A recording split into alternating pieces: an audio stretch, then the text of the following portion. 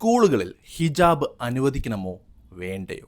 ഒരു കുട്ടിയുടെ ക്ലാസ്സിലിരുന്ന് പഠിക്കാനുള്ള അവകാശം നിഷേധിക്കാൻ ആർക്കും ഒരു റൈറ്റുമില്ല. അതെന്തിൻ്റെ പേരിലായാലും അതിന് കഴിയില്ല. ഹിജാബ് ഇടാനുള്ള അവകാശം ആ കുട്ടി നമ്മുടെ ഭരണഘടന നൽകുന്നുമുണ്ട്. അങ്ങനെ ഇട്ടു എന്നതിൻ്റെ പേരിൽ അവരെ പുറത്തു നിർത്താനും ആർക്കും ഒരു അവകാശവുമില്ല എന്നാണ് മന്ത്രി ശിവൻകുട്ടി ഇന്നലെയും ഇന്നും പറഞ്ഞിരിക്കുന്നത്. ആ സ്റ്റേറ്റ്മെൻ്റൊപ്പം തന്നെയാണ് ഞങ്ങൾ നിൽക്കുന്നത്. ഈ വിഷയം പലരും പല രീതിയിലാണ് അപ്രോച്ച് ചെയ്തിട്ടുള്ളത്. പക്ഷേ ഇതെങ്ങനെയാണ് നമ്മൾ നോക്കിക്കാണേണ്ടത്? വ്യത്യസ്ത സാഹചര്യങ്ങളിൽ നിന്ന് വരുന്ന കുട്ടികൾക്ക് വിദ്യാഭ്യാസം ഉറപ്പാക്കേണ്ട രീതിയിലാണ് സ്കൂളുകളും അതിൻ്റെ നിയമങ്ങളും പ്രവർത്തിക്കേണ്ടത്.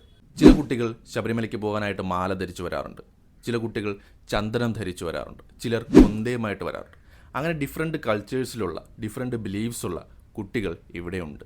ഇവർക്കെല്ലാവർക്കും വെൽക്കമിംഗ് ആയിട്ടുള്ള ഒരു സ്ഥലമായിരിക്കണം സ്കൂളുകൾ എന്നുള്ളത്. അല്ലാതെ ഇപ്പോൾ ഉള്ളതുപോലത്തെ വാശികൾ നമ്മൾ സ്വീകരിച്ചു കഴിഞ്ഞാൽ അത് സെഗ്രിഗേഷനിലേക്ക് ലീഡ് ചെയ്യും. ഇങ്ങനെയുള്ള സംഭവങ്ങൾ നമ്മൾ ഭാവിയിൽ അഫക്റ്റ് ചെയ്യുന്നത് എങ്ങനെയാണെന്ന് നമുക്ക് നോക്കാം. ഭാവിയിൽ മുസ്ലിം കുട്ടികൾ ക്രിസ്ത്യൻ മാനേജ്മെൻറ്റ് നടത്തുന്ന സ്കൂളുകളിൽ പഠിക്കാൻ മടിക്കും. അതുപോലെ തന്നെ ഹിന്ദു കുട്ടികളും ഇത്തരം സ്കൂളുകളിലൊന്നും പഠിക്കാൻ വിസമ്മതിക്കുകയും ചെയ്യും. ഇത് കാരണം അവർക്ക് പോകുന്നത് അവരുടേതായ സ്പേസുകളിലേക്കാണ്.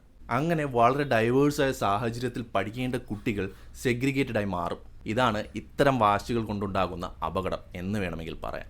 എല്ലാവരും അങ്ങോട്ടും ഇങ്ങോട്ടൊക്കെ സഹകരിച്ച് കൾച്ചറുകളൊക്കെ ഇൻ്റർമിക്സ് ആയി പോകണം. അതിനുള്ള വിദ്യാഭ്യാസ സമ്പ്രദായം ഉണ്ടാവണം എന്നതാണ് നമ്മുടെ പ്രൈമറി ഒബ്ജക്റ്റീവ്. അതിനുവേണ്ടിയുള്ള നിലപാടുകളാണ് നമ്മൾ സ്വീകരിക്കേണ്ടത്.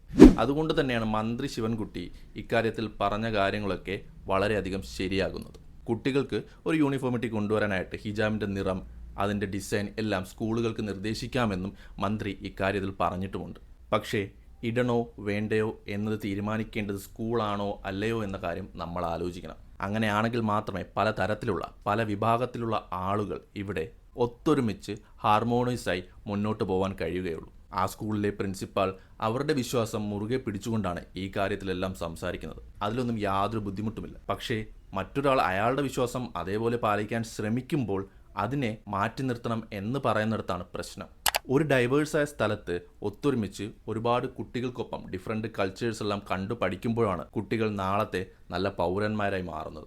അങ്ങനെയാണ് പല കാര്യങ്ങളിലും അവർ വിശ്വസിക്കണമോ വേണ്ടയോ, എന്താണ് തെറ്റ് എന്താണ് ശരി എന്നൊക്കെ അവർ മനസ്സിലാക്കുന്നത്. അങ്ങനെ ഡൈവേഴ്സ് അല്ലാത്തൊരു സ്ഥലത്താണ് ഈ കുട്ടികൾ പഠിക്കുന്നതെങ്കിൽ യാതൊരു മാറ്റവും നമ്മുടെ സമൂഹത്തിൽ സംഭവിക്കാനും പോകുന്നില്ല. ഹിജാബ് ഇടുന്നവർക്കും ഇടാത്തവർക്കും, കൊന്ത ഇടുന്നവർക്കും കൊന്ത ഇടാത്തവർക്കും, ചന്ദനക്കുറി തൊടുന്നവർക്കും തൊടാത്തവർക്കും എല്ലാ കുട്ടികൾക്കും വിദ്യാഭ്യാസം കിട്ടാൻ വേണ്ടിയാണ് നമ്മൾ സ്കൂളുകൾ നിർമ്മിച്ചിരിക്കുന്നത്. അല്ലാതെ ചിലരെ മാറ്റി നിർത്താനോ ചിലരെ ഒഴിവാക്കാനോ ഉള്ള സ്ഥലങ്ങളല്ല സ്കൂളുകൾ എന്ന് പറയുന്നത്.